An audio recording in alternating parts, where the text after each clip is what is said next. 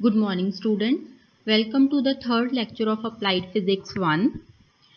Now, in our last lecture, we have studied how to find out the dimensional formula and units of some physical quantities. Now, उसे नू continue कर रहे हैं आगे. Now, कुछ और अपने कोले physical quantities, important physical quantities, and we will see how to find out their dimensional formula. First, surface tension. Now, what is surface tension? Surface tension is equals to force per unit length. That means force divided by length. Now, what is the dimensional formula for force? We know that is m1 L1 t to the power minus 2, and for length L1. And when we divide, we will get m1 L0 t minus 2. And what is the SI unit of a surface tension? Newton per meter. What is surface tension? Force per unit length. Unit of a force is Newton and for length meter. So SI unit of surface tension is Newton per meter. अगर इसे दी MKS unit पूछी जावे then that is kg per second square. सो ਹੁਣ last lecture 'ਚ ਵੀ ਮੈਂ ਇਹ ਚੀਜ਼ ਦੱਸੀ ਸੀ ਅਗਰ ਕਿਸੇ ਵੀ ਫਿਜ਼ੀਕਲ ਕੁਆਂਟਿਟੀ ਦਾ ਡਾਇਮੈਂਸ਼ਨਲ ਫਾਰਮੂਲਾ ਫਾਈਂਡ ਆਊਟ ਕਰਨਾ ਹੈ ਤਾਂ ਫਸਟ ਸਟੈਪ ਹੈ write down its mathematical formula ਤਾਂ ਪਹਿਲਾਂ ਉਸ ਦਾ ਮੈਥਮੈਟਿਕਲ ਫਾਰਮੂਲਾ ਲਿਖੋ then write down that mathematical formula in terms of fundamental quantities, that means length, mass, time the terms ਲਿਖੋ ਔਰ ਜੋ ਵੀ quantities ਇੱਥੇ divide ਔਰ multiply ਹੋ ਰਹੀਆਂ ਗੀਆਂ ਉਹ ਕਰਨ ਤੋਂ ਬਾਅਦ ਤੁਹਾਡੇ ਕੋਲ ਐਂਡ ਤੇ ਕੀ ਆ ਜਾਏਗਾ dimensional formula of that physical quantity. Now next is strain. Now what is the strain? Strain is change in length divided by length. That is change in length divided by length. Now ਇੱਥੇ ਕੀ ਹੋ ਰਿਹਾ length by length divide ਹੋ ਰਹੀ ਹੈਗੀ ਤਾਂ ਇਹ ਕੀ ਹੋ ਜਾਏਗਾ ਤੁਹਾਡੇ ਕੋਲੇ L1 by L1 that means power ਉੱਪਰ ਚਲੀ ਜਾਏਗੀ that means power 0. So M0 L0 T0 ਔਰ ਇਦਾਂ ਦੀ ਕੁਆਂਟਿਟੀ ਨੂੰ ਆਪਾਂ ਕੀ ਬੋਲਦੇ ਆ ਡਾਇਮੈਂਸ਼ਨਲੈਸ ਕੁਆਂਟਿਟੀ that means ਇਹ ਕੀ ਹੈ ਤੁਹਾਡੇ ਕੋਲੇ ਸਟ੍ਰੇਨ ਕਿੱਦਾਂ ਦੀ ਕੁਆਂਟਿਟੀ ਹੈ ਡਾਇਮੈਂਸ਼ਨਲੈਸ ਕੁਆਂਟਿਟੀ. Now अगर इस the unit पूछे जान तो उतों what are the units of a strain? Now again length by length divide हो रही हैगी ਤੁਹਾਡੇ ਕੋਲੇ तो units भी की हो जाएंगे cancel out हो जाएंगे so no unit. So strain कितना दी quantity है unitless and dimensionless. But ये ज़रूरी नहीं है कि अगर किसी quantity दे dimensions नहीं है that means वो dimensionless है तो वो unit भी नहीं होएगी. That is not necessary. Like अगर अपनी next example है angle. Now what is angle? ਆਪਾਂ ਲਾਸਟ ਲੈਕਚਰ ਐਂਗਲ ਕੀਤੇ ਸੀ ਐਂਗਲ 2 ਟਾਈਪ ਦੇ ਹੁੰਦੇ ਆ ਪਲੇਨ ਐਂਗਲ ਸੋਲਿਡ ਐਂਗਲ ਆਪਾਂ ਪਲੇਨ ਐਂਗਲ ਦੀ ਗੱਲ ਕਰ ਰਹੇ ਹਾਂ ਇੱਥੇ how we define plane angle that is equal to arc divided by radius ਕਿ ਸਰਕਲ ਦੀ ਕਿੰਨੀ ਆਰਕ ਹੈ ਤੁਹਾਡੇ ਕੋਲੇ ਡਿਵਾਈਡਡ ਬਾਈ ਉਸ ਦਾ radius.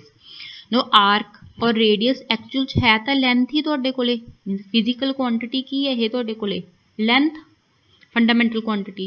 Now length by length divide हो रहे आगे then we will get m0 l0 t0 ਤਾਂ ਐਂਗਲ ਵੀ ਕੀ ਹੈ ਤੁਹਾਡੇ ਕੋਲੇ dimensionless quantity. ਐਂਗਲ ਕਿੱਦਾਂ ਦੀ quantity ਹੈ dimensionless quantity. But ਅਗਰ ਇਸ ਦੀ ਯੂਨਿਟ ਦੇਖੀਏ what are the SI units of angle? That is radian. What are the SI units of angle plane angle? That is radian. So angle ਕਿੱਦਾਂ ਦੀ quantity ਹੈ dimensionless with unit radian. Then next quantity is torque. First, what is the mathematical formula of a torque? Force multiplied perpendicular distance. Now force or distance the dimensional formula already ਤੁਹਾਨੂੰ ਪਤਾ ਹੈ write down that ਉਹ ਲਿਖੋਗੇ multiply ਕਰੋ ਔਰ answer ਆ ਜਾਏਗਾ ਤੁਹਾਡੇ ਕੋਲੇ m1 L2 t minus 2 and its SI unit Newton meter. Then next is angular velocity. First mathematical formula for angular velocity that is angle per unit time that means angle divided by time. Now angle कितना दी quantity है उन्हें आपा कीती है dimensionless quantity that means m0 l0 t0 divided by time that means t1. Now इसनु denominator तो numerator च लेके जाओगे तो power की हो जाएगी negative. And what are the dimensions of angular velocity? m0 l0 t minus 1 और इस दी यूनिट रेडियन पर सेकेंड.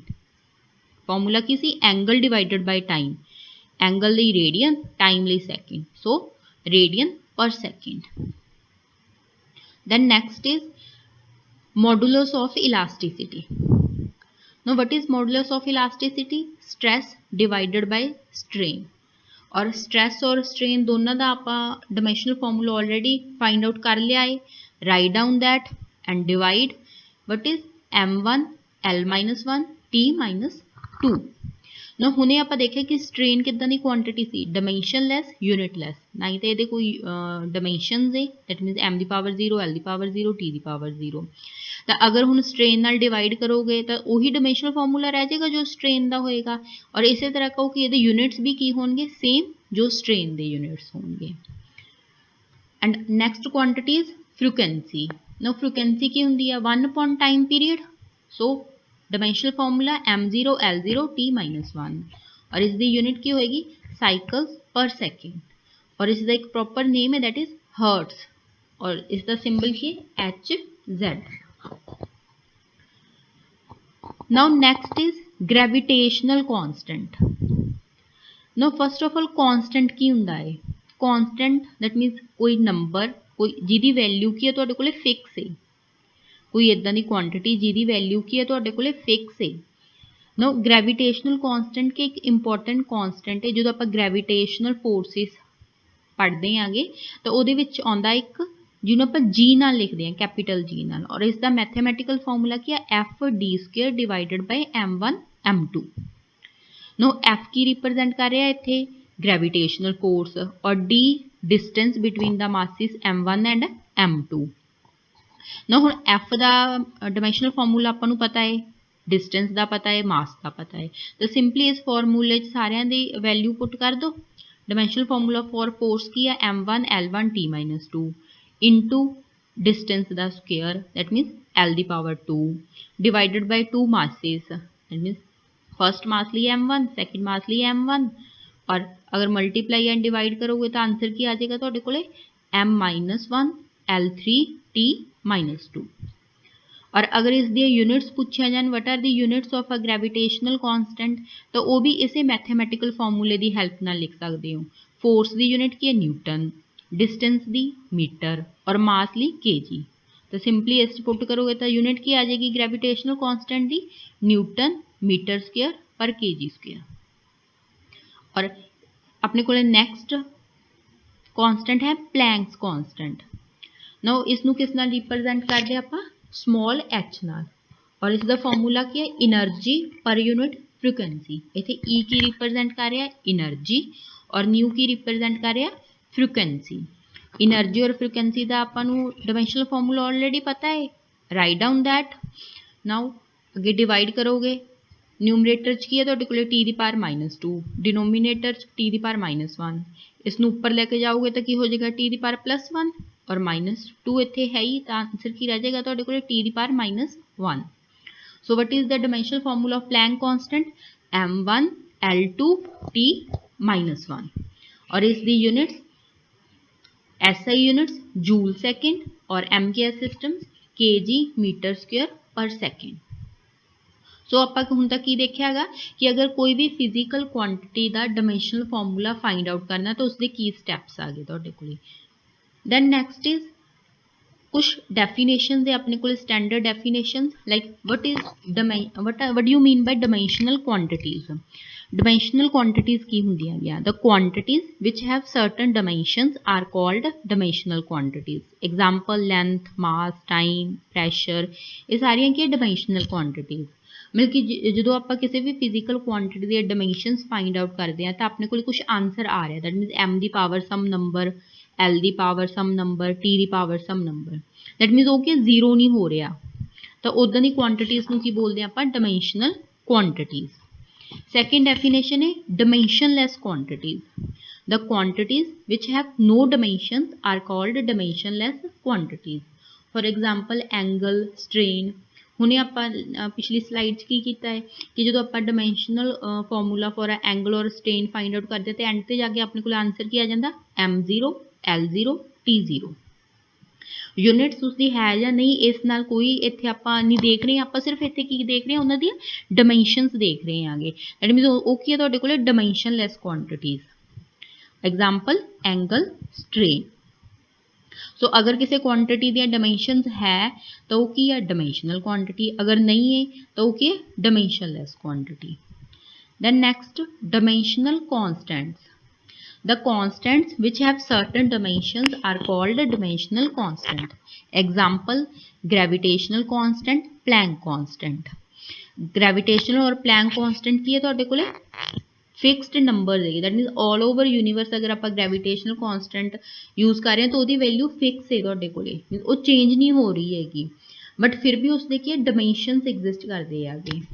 ਔਰ ਸੈਕਿੰਡ ਕੀ ਹੈ ਡਾਇਮੈਂਸ਼ਨਲੈਸ ਕਨਸਟੈਂਟਸ, ਲਾਈਕ ਜਿੰਨੇ ਵੀ ਆਪਣੇ ਕੋਲੇ ਫਿਕਸਡ ਨੰਬਰਸ ਹੈ 1 2 3 ਜਾਂ ਕਹ ਲਓ 100, ਇਹ ਸਾਰੇ ਸਿੰਪਲੀ ਨੰਬਰਸ ਹੈ, ਇਹਨਾਂ ਦੇ ਕੋਈ ਡਾਇਮੈਂਸ਼ਨਸ ਨਹੀਂ ਹੈ। ਦੈਟ ਮੀਨਸ ਅਗਰ ਮੈਂ ਇਸਨੂੰ ਲੈਂਥ ਮਾਸ ਟਾਈਮ ਦੀ ਟਰਮਸ ਲਿਖਾਂ ਤਾਂ ਕੋਈ ਡਾਇਮੈਂਸ਼ਨ ਨਹੀਂ ਹੈ ਇਹਨਾਂ ਦੀ, ਫਿਕਸਡ ਜਿਨ੍ਹਾਂ ਦੀ ਵੈਲਿਊ ਕੀ ਹੈ ਫਿਕਸਡ ਹੈ ਔਰ ਵਿਦ नो ਡਾਇਮੈਂਸ਼ਨਸ। ਲਾਈਕ ਇਸੇ ਤਰ੍ਹਾਂ ਆਪਣੇ ਕੋਲ ਇੱਕ ਕਨਸਟੈਂਟ ਹੈ ਪਾਈ, ਪਾਈ ਦੀ ਵੈਲਿਊ ਕਿੰਨੀ ਹੁੰਦੀ ਹੈ 22/7, ਮੈਥ 'ਚ ਆਪਾਂ ਕਰਦੇ ਆਂਗੇ ਨਾ। ਇਸ ਦੀ ਅਗਰ ਮੈਂ MLT ਦੀ ਮਾਸ ਲੈਂਥ ਟਾਈਮ ਦੀ ਟਰਮਸ ਲਿਖਣਾ ਹੋਵੇ ਤਾਂ ਕੋਈ ਡਾਇਮੈਂਸ਼ਨਸ ਨਹੀਂ ਇਸ ਦੀਆਂ, ਸੋ ਇਸ ਨੂੰ ਕੀ ਬੋਲਦੇ ਆਪਾਂ ਡਾਇਮੈਂਸ਼ਨਲੈਸ ਕਨਸਟੈਂਟ।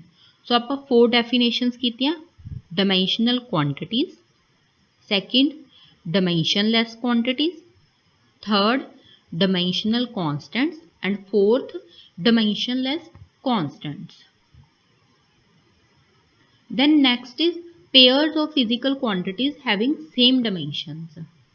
ਲਾਈਕ ਹੁਣੇ ਆਪਾਂ ਦੇਖੇ ਹੈਗੇ ਲਾਸਟ ਲੈਕਚਰ ਔਰ ਅੱਜ ਦੇ ਲੈਕਚਰ 'ਚ ਵੀ ਕਿ ਸਪੀਡ ਔਰ ਵੈਲੋਸਿਟੀ ਦੇ ਸੇਮ ਡਾਇਮੈਂਸ਼ਨਸ ਹੁੰਦੇ ਹੈਗੇ, ਕਿ ਇਹਨਾਂ ਦਾ ਫਾਰਮੂਲਾ ਕੀ ਹੁੰਦਾ m0 l1 t-1। और इसी तरह फ्रीक्वेंसी और एंगुलर वेलोसिटी का सेम डायमेंशनल फार्मूला है, वर्क एनर्जी टॉर्क इन्हां तिन्नां दा सेम डायमेंशनल फार्मूला है m1 l2 t-2। Then pressure stress modulus of elasticity इन्हां दा सेम डायमेंशनल फार्मूला है। सो अपने कोल बहुत सारे इदां दे पेयर्स है जिन्हां दा डायमेंशनल फार्मूला की है तुहाडे कोले सेम आगा। नो इसे दे बेसिस ते डायमेंशनस दे बेसिस ते जो तुहानूं एग्जाम च क्वेश्चन आउंदे आ वो किदां दे क्वेश्चन होणगे, लाइक तुहानूं किसी भी फिजिकल क्वांटिटी दा नेम गिवन होएगा, find out its dimensional formula, उहदा डायमेंशनल फार्मूला फाइंड आउट करना होएगा। ਜਾਂ फिर क्वेश्चन की होएगा तुहानूं means give the name of 2 or 3 quantities which have a same dimension, that means 2 ਜਾਂ 3 क्वांटिटीज़ दे नेम दसो जिन्हां दे डायमेंशनस आपस च की है तुहाडे कोले same. Next topic is principle of homogeneity of a dimensions. Now एक इंपॉर्टेंट प्रिंसिपल है जिहदे बेसिस ते अपने कोल बहुत सारियां एप्लीकेशनस है। फर्स्ट है दी statement, it states that in a dimensionally correct physical relation the dimensions of each and every term on both sides of the relation must be same। इस तो की मतलब है कि अगर तुसी कोई भी फिजिकल रिलेशन लिखिया होया, दैट मीन कोई इक्वेशन लिखी है और उस इक्वेशन लैट तुहाडे कोल 2 और 3 टर्म्स है तो हर एक टर्म दी डायमेंशनल फार्मूला जो होएगा वो की होएगा तुहाडे कोल सेम होएगा। अगर सेम है तो उदां दी इक्वेशन नूं की कहांगे आपां dimensionally correct physical relation. Now ज़्यादा क्लीयर होएगा आपां एक एग्जाम्पल कर देंगे। Let the given relation is v is equals to u plus at। अपन एक इक्वेशन गिवन है v is equals to u plus at और इत्थे v की रिप्रजेंट कर रहा final velocity, u initial velocity, a acceleration and t time. ना अगर मैं इत्थे देखा तो ये एक इक्वेशन है जिहदी कह लो कि लैफ्ट हैंड साइड ते एक टर्म है v और राइट हैंड साइड ते 2 टर्म्स है u ते नैक्सट at। एक्सीलरेशन और टाइम की हो रहा मल्टीप्लाई हो रहा ना। हुण आपां इन्हां तीनों टर्म का डायमेंशनल फार्मूला चैक करांगे कि तीनों टर्म का डायमेंशनल फार्मूला सेम है या नहीं।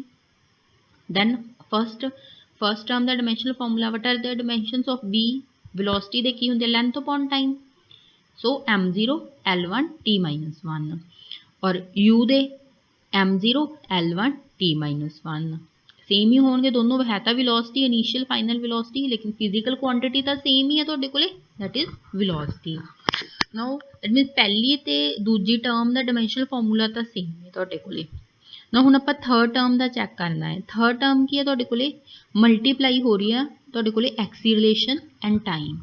सो पहले एक्सीलरेशन का डायमेंशनल फॉर्मूला लिखो velocity upon time that मीनस m0 l1 t-2 time ਲਈ t1 दोनों ਨੂੰ मल्टीप्लाई करोगे इत्थे की है तुहाडे कोले t ਦੀ पावर -2 t ਦੀ पावर +1 ਤਾਂ ਪਾਵਰਸ ਕੀ ਹੁੰਦੀਆਂ ਹਮੇਸ਼ਾ ਐਡ ਤਾਂ -2 + 1 ਕੀ ਰਹਿ ਜਾਏਗਾ -1 ਸੋ what are the dimensions of a into t m0 l1 t -1 ਤਾਂ ਹੁਣ a ਦੇ ਡਾਇਮੈਂਸ਼ਨਸ ਵੀ ਕੀ ਹੈ ਤੁਹਾਡੇ ਕੋਲੇ ਸੇਮ ਫਰਸਟ ਔਰ ਸੈਕਿੰਡ ਟਰਮ ਦੇ ਸੋ ਤਿੰਨੋਂ ਟਰਮ ਦੀ ਡਾਇਮੈਂਸ਼ਨਸ ਕੀ ਹੈ ਤੁਹਾਡੇ ਕੋਲੇ ਸੇਮ ਤਾਂ ਇਦਾਂ ਦੇ ਇਕੁਏਸ਼ਨ ਨੂੰ ਕੀ ਕਹਾਂਗੇ ਆਪਾਂ dimensionally correct physical relation.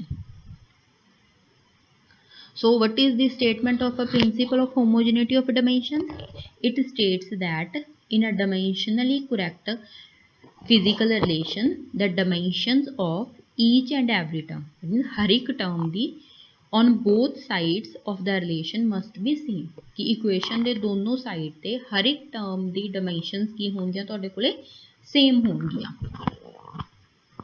No इसे दे बेसिस ते अपने को की है कुछ एप्लीकेशंस है एप्लीकेशंस ऑफ डायमेंशनल इक्वेशंस हम आप डायमेंशनस स्टडी ही क्यों करते हैं दैट मीन ये कोई यूजेज होनी है या इनू यूज करके आप अगे कुछ होर कर सकते होवांगे तो उसे दे बेसिस ते अपने को 3 एप्लीकेशंस है। First to check the correctness of a physical relation कि कोई रिलेशन दिता होयागा तुसीं ये दसना है कि वह रिलेशन करैक्ट है या रॉन्ग दैट मीन सही है या गलत ये आप दस सकते हैं with the help of dimensional equation.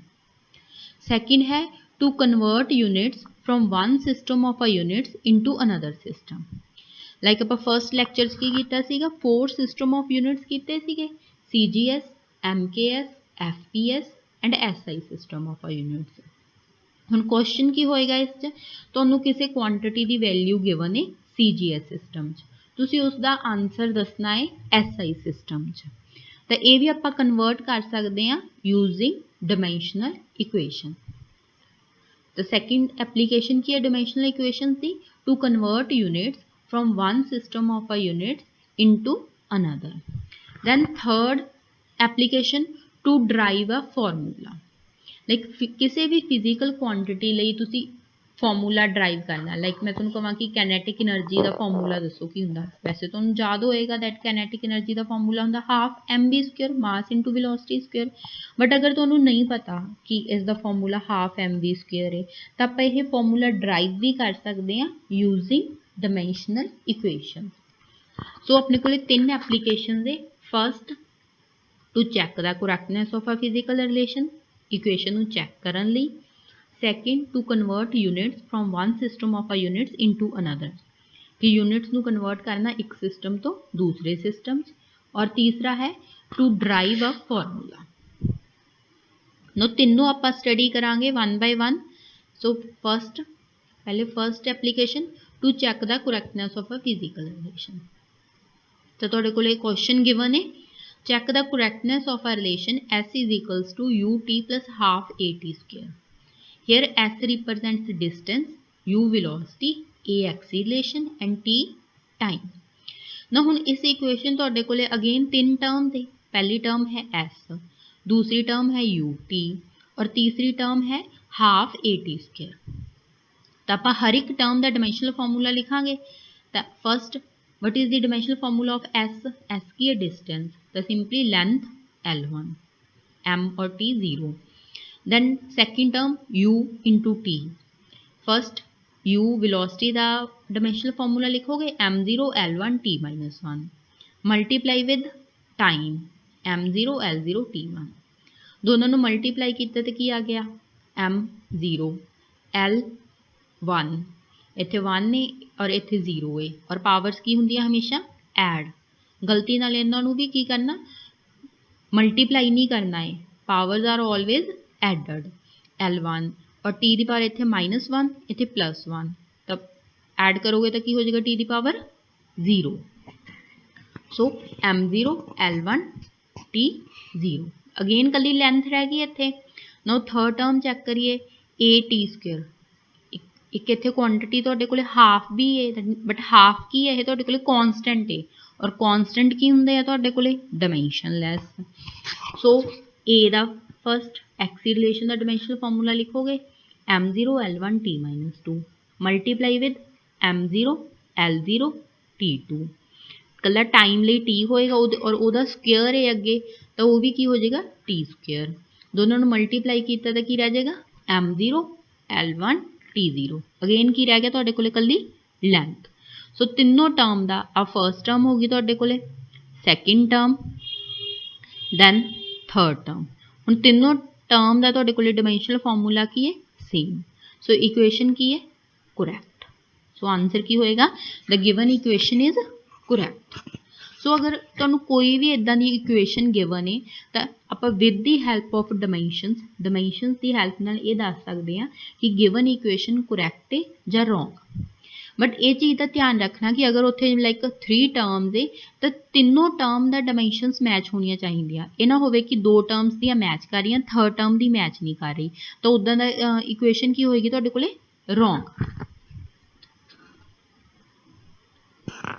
Now इसे लैक्चर के बेसिस पे असाइनमेंट है, third assignment 4 fill in the blank और 2 क्वेश्चन है तुहाडे कोले to check the correctness of the relation. Application के बेसिस पे फर्स्ट एप्लीकेशन के बेसिस पे 2 क्वेश्चन है। फर्स्ट इक्वेशन है t is equals to 2 pi square root of, ये होल द स्क्वेयर रूट है, square root of l upon g।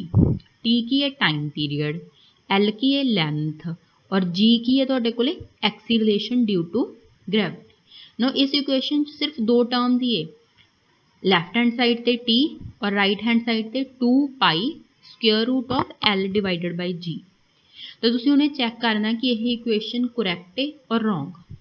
और इसी तरह सैकेंड इक्वेशन है v square minus u square is equals to 2as।